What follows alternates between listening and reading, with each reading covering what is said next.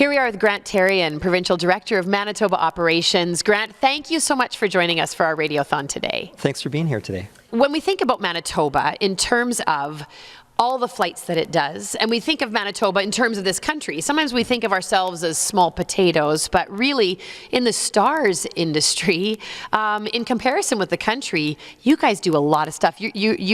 You're a big deal in Manitoba. Well, yeah, the program, we're proud to say that since 2011, we've done over 6,000 missions.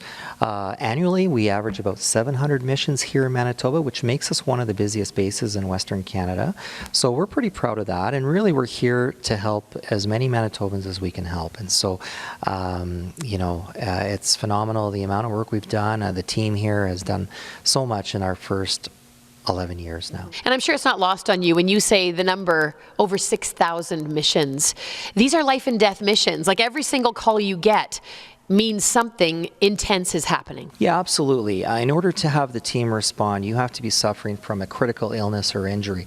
So, you're typically having probably one of the worst days of your life. And so those numbers relate to someone who has had perhaps a near-death experience. And really, when you talk about 6,000, that's 6,000 patients who have family members.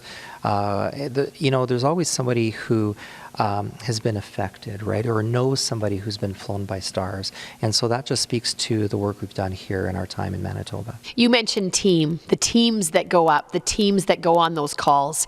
Talk about what makes a good team and what kind of a team do you have that goes into this machine and really makes the difference? Oh, our team are a high performance team is what we have here at STARS.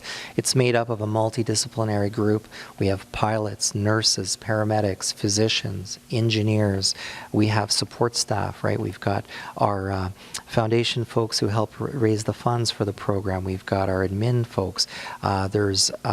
It's an entire village that comes together to make this operation function and be effective as it is that we see today. Grant, you are the Director of Manitoba Operations, but you're also a paramedic. You also climb into this helicopter and go on some of these missions. First of all, how did that happen for you? Like, when did you decide to take that role of director, and why did you do that? Let's start with that. Yeah, absolutely. So I've been a paramedic for over 28 years, and about 11 or 12 years ago, I decided I wanted to embark on the next challenge of my career, and that was STARS. STARS was setting up a base in Manitoba, and I thought, boy, would that be great to be a part of that, to build the program, to bring on some team members here that had passion.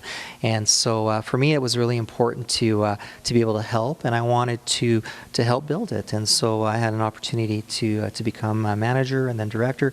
But what's important to me is also to still have the ability to go out and help people. So I continue to practice as a paramedic half the time, and that allows me to see, what are the challenges that our team is faced with, and that helps me better support them. So, but we've got a fantastic group here, unbelievable dedication, commitment.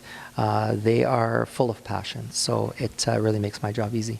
I can tell there is a real focus on keeping in the most pressure-filled situations, keeping things calm, keeping things professional, keeping things clear communication and all of that. But what is the biggest challenge of doing what you do? Yeah, absolutely. I mean, the environment is one of the biggest challenges. I mean, we pick the best of the nurses, best of paramedics who come from their conventional environments, and we say, okay, be a great medical profession. Now in the back of this helicopter with the turbulence and vibrations, and we're going to land you at night on the side of a roadway where you're going to encounter someone who's really sick or injured.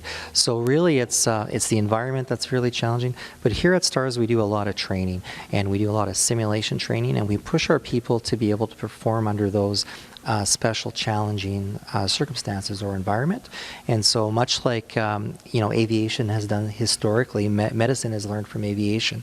You sim and you train as though it's real life. So we do hundreds of hours of training. We make sure our people are comfortable and they have all the tools to their disposal. One of the things that having a foundation provides us with is all the tools that we need. So equipped in this helicopter is the latest in technology, and we put the tools in the hands of our professionals so that they can save lives. What is it about the humans that work here that are essential to you? What are some of the things you look for in the people that you're sending up in the air and to save our lives as Manitobans? You know, what makes them special? Well, they are special, and they are folks who are at the top of their game, and in terms of their profession, they can operate under pressure. They're committed. They genuinely want to help people under the toughest of conditions. And when you can do that and be focused and provide that excellent care, then we're definitely interested in having you on our team. Now, I'll say that all our teammates or team members are also human, and there is a time where, you know, after you've come back from a mission, that you decompress like everyone does. And we have a peer support team here, so we keep an eye on our folks to make sure that they're looked after they go on a tough mission, and that they're okay and they're ready to come back for another mission. How essential are the donations that we are gathering to making STARS happen? Well, I'll start by saying they're very important. They're crucial. In fact, that's what allows us to be at the top level of our game here. We have a blended funding model. We do get funding from our government partners, but really it's the funding from the foundation that allows us to take our program to the highest of limits. So when you talk about training, equipment, technology, this aircraft was completely fundraised. Right? So every dollar raised in Manitoba stays in Manitoba. It goes towards this program. It goes towards what you see inside this hangar and within the professionals we have here and their equipment. And so I always say you put the right tools in the hands of the right providers and you're going to have a success, and that's what we see here. So we're very proud of the program here. We've had a lot of initiatives that have been, I would say, leading edge. You've heard over the years how we've implemented ultrasound, blood on board, night vision goggle technology, and that's all because we have donors who've come to us and say, we want to help, we want to make your program cutting edge. So we're very grateful for that, and we appreciate it. And as I said, every dollar raised in Manitoba stays in Manitoba. You, as director, must hear back from a lot of families and people who have literally been helped by STARS, like the families that surround those people and the people themselves. Do you have a special moment that will stand out for you, or that does stand out for you, of someone who came back and said, well, I wouldn't be able to come back and say thank you if it weren't for you and your team literally saving my life? That's one thing that's somewhat unique to this workplace, is that when patients are ready to come back, meet their crew, see the helicopter, we might hear from them months, even years later. They will call us and arrange a sort of a reunion with their original crew. Very emotional, very touching. It's something that our crews have not experienced in other workplaces. It's a very touching moment.